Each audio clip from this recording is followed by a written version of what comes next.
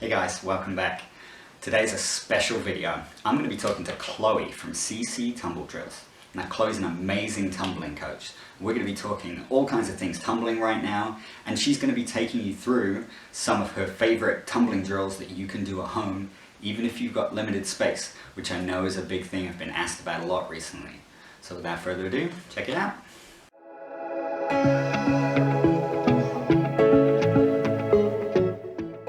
Hi Chloe, how are you? Hello, not bad. How are you? I'm good, thank you. Good. Okay, tell everybody who's watching who you are, what you do, a little bit about yourself and your background.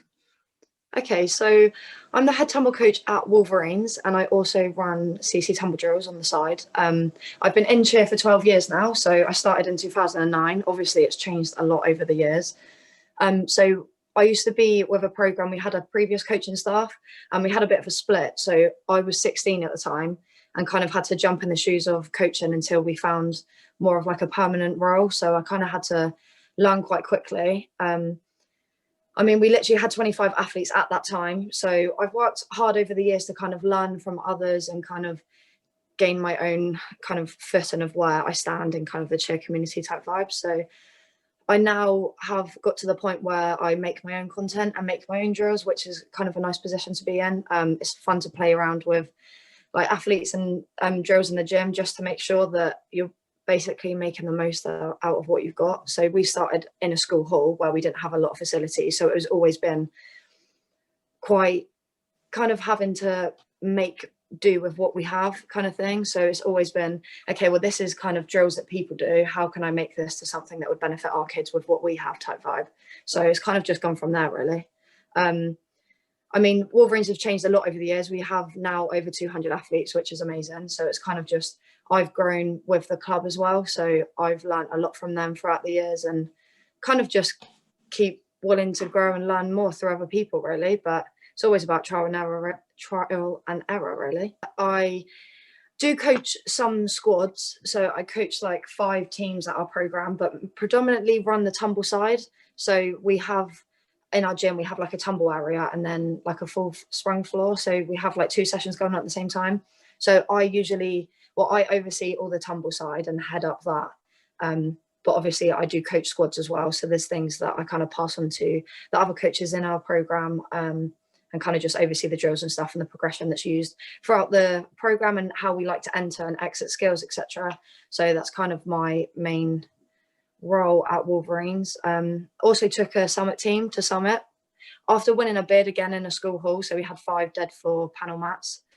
So that was a crazy experience, to be fair. Obviously took them out and won summit, which was an amazing experience. So we are due to head out in 2022, which is fun, something to look forward to. But yeah, that's kind of a bit of a background on me. And yeah, since working with Wolverines, I've eventually like trying to grow CC Tumbledrills a little bit more, and I've worked online, to be fair, mainly virtually, just because of obviously this whole situation, but in person with some programs and doing workshops and stuff. So yeah, that's been fun as well. Cool. Yeah, I think virtual is certainly where it's at right now.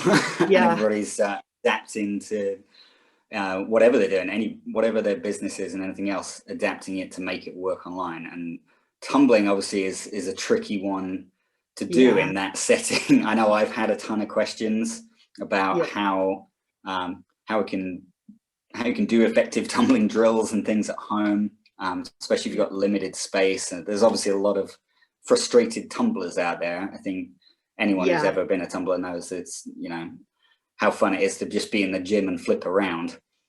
Yeah, for sure. So yeah, that's that's definitely a tricky one.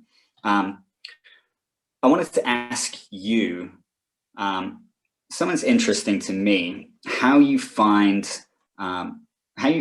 your career so far and everything, and what your thoughts are on being a female tumbling coach, because I always feel like it's kind of a male-dominated area in the sport. This might be the only male-dominated area in what's a very female-dominated sport.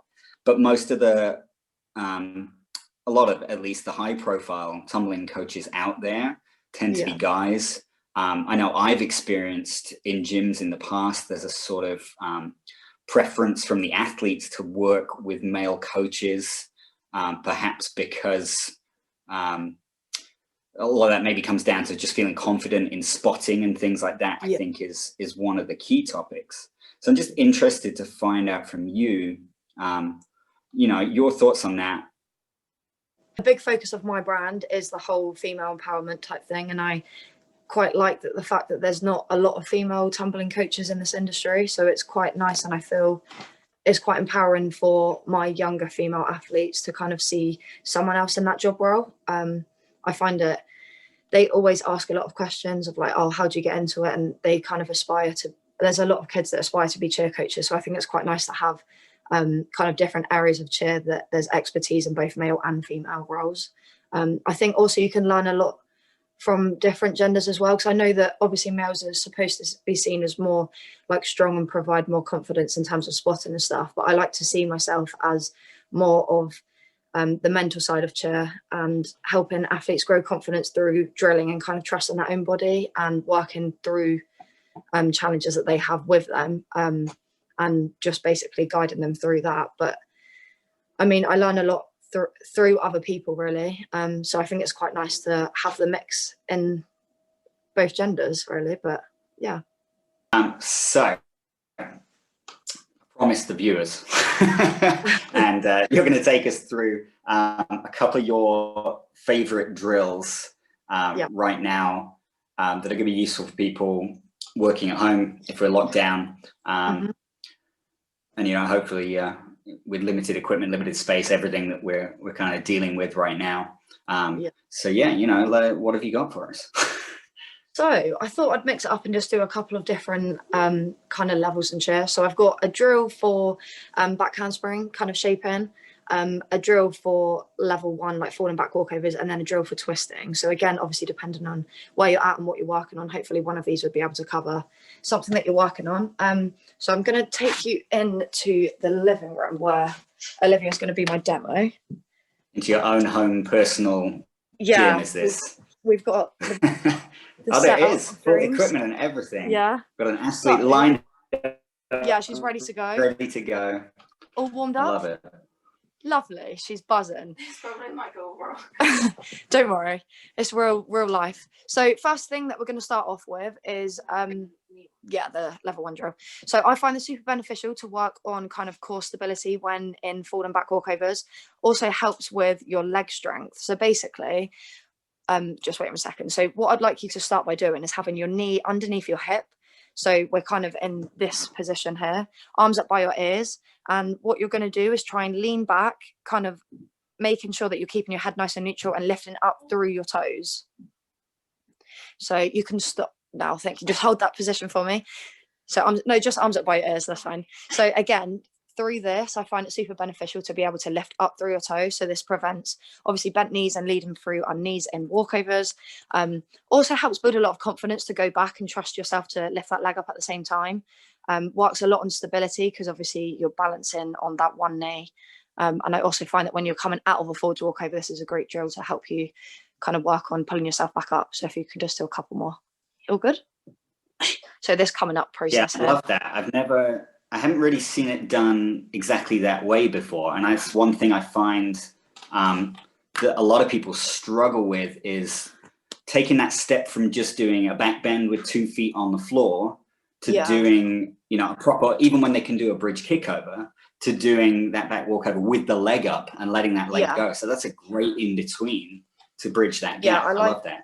I like to kind of adapt drills of, there's the basic drills and I like to make them more intermediate and then advanced, just to kind of push the kids that already have their walkover, but maybe it isn't how we want it and where it should be, with straight legs, head neutral, etc. So it's quite nice to kind of push, especially even level 1 athletes, it's nice to push them to make them feel like the drills are harder. So it's not just like, oh, okay, push up to a bridge. It's quite nice to kind of explore that side of it. But yeah, next drill that I'm going to show you is actually a twisting drill. So again, this one can be done with less room or more room as you need. So again, when I usually do Zooms, I give a bit of like alternatives, just dependent on obviously what space you have in your house. So I advise to do this with a back handspring prior to it, because it kind of works on your blocking angles as well as you set into your like full twist. However, you can do this from a handstand snap down if you don't have the facility to do a back handspring on the floor in your house.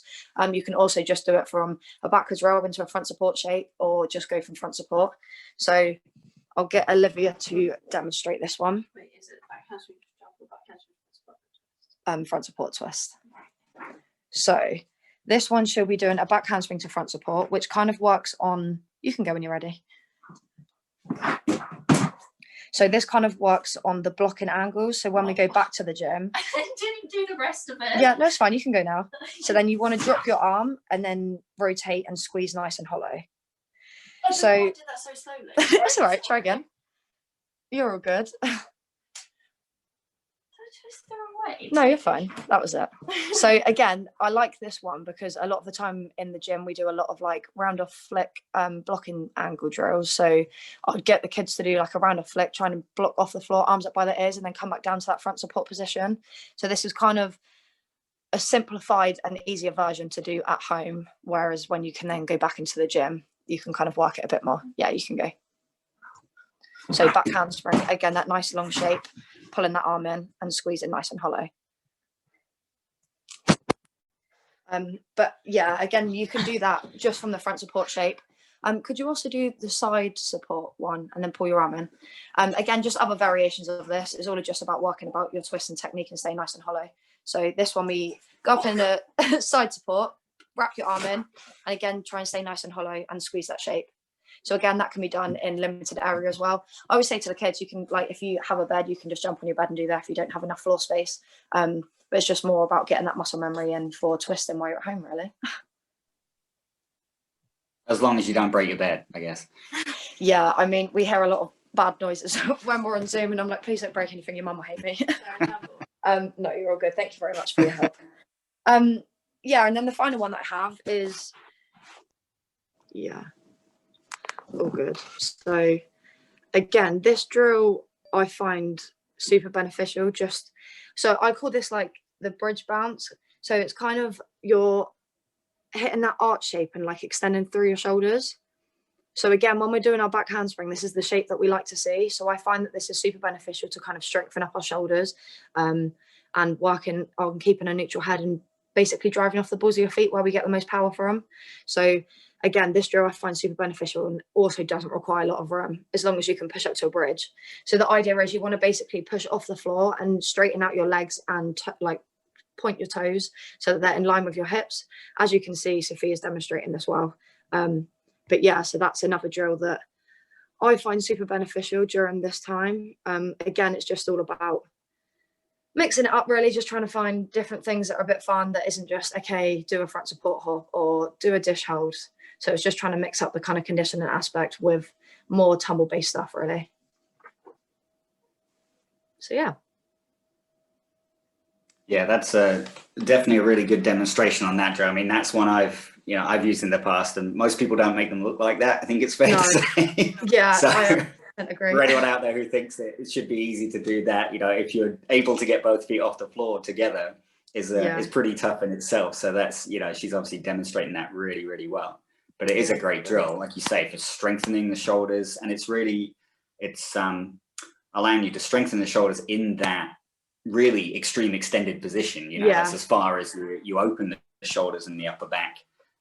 So other than holding a bridge, it's hard to really work strength in that position. So that's a really good way to do it. I like that one too, and definitely one, like you say, you don't need a ton of space around to do. And I think that's where we're at with a lot of tumblers. We can kind of sit here as coaches and go, yeah, well, you can condition, you can always condition, and that's true. Yeah. You can condition, but so many people are just dying to actually do some functional tumbling, I think, right now. So it's a little more moving around. Yeah, so I try and kind of adapt. So there's another drill that I do where the kids are on their bed and they basically face the wall, and they basically pull their hips over and land on their feet. So you're doing like in essence, a back tuck, or like being spotted to do a back tuck. So just kind of, again, just makes it a bit more fun, just working on the hip drive and your shaping as you come around. But yeah, I do agree. A lot of them are missing just that feeling of actually tumbling. So it's just working with what we've got, really. But yeah, there's definitely a fine balance to be hit, I think, between trying to turn household objects and your bed into the tumbling equipment that you'd use in the gym, and not breaking yourself or the bed while doing it. So that's cool there. All right, that's awesome. Well, I mean, thank you so much for sharing those. I know everybody's going to love those. And I'll let you go. Thank you so much for talking to me. It's been a pleasure as always. Welcome. Thanks for having me on. Where can everybody find you online? So my branding on Instagram is at cc.tumbledrills. Again, same thing for my Facebook, but I tend to post a lot of stuff on there, trying to keep up content with stuff that I do with my kids and work around with other programs, etc.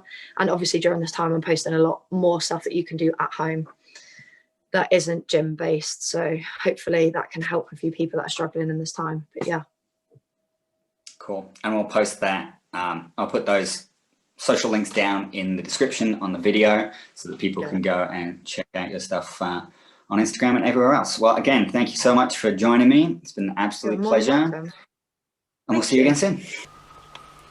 Hope you enjoyed that interview with Chloe. We're going to have a lot of more guest spots like that and interviews coming up soon. Be sure to go follow her social channels, cc.tumbledrills. They're all down in the description below. Chloe is also going to be doing an open class available to everybody. That's on the 10th of February at 7 p.m. You can find all the details on that on her social channels, how to register, what's going to be happening. You can find that all over there, so go check that out. That's going to be amazing.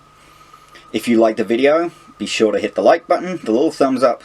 It's right down there. It'll take you 5 seconds. Make sure you're subscribed to the channel, and if you want to help support the content, you can go to buymeacoffee.com/nextlevelcheer.